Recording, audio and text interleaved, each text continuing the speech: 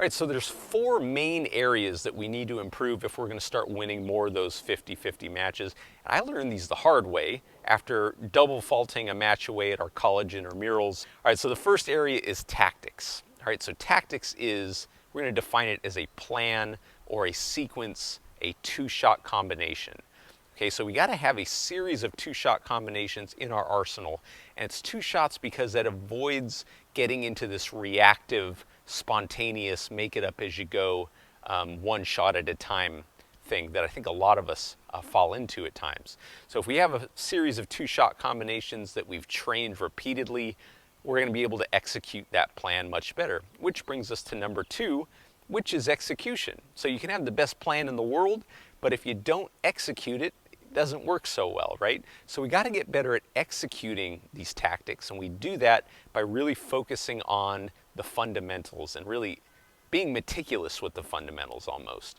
So training to the point where we're stripping out talent, we're stripping out fancy shots, and stop worrying about all the beautiful strokes and all that. All of that stuff is great, but if we want to win, look at Djokovic.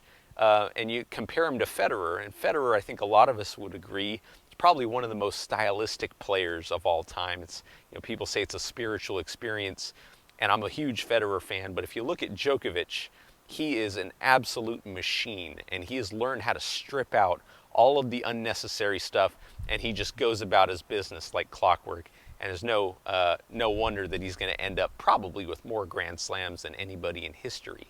So execution, getting good at executing our two-shot combinations. The third thing we have to look at is pressure. Because if you're going to be in tight matches, if you're a competitive tennis player and you want to go far, you're going to run into pressure. And we can either look at pressure as something we have to battle and be mentally tough about, or we can embrace it. We can learn really what it does at a biological and physiological level, and learn how to mitigate it, and learn how to actually turn it into our best friend, which you can totally do once we rewire your brain and we learn how to look at pressure in a new way.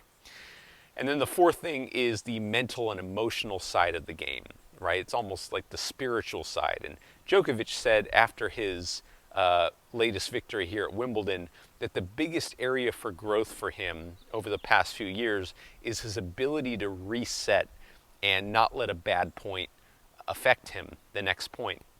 And you see that. He lost the first set against Berrettini, and you just knew he was going to come out and take care of business. So the mental and emotional side, and really what you say to yourself, what you believe about yourself when you get into those big moments, is really, really important.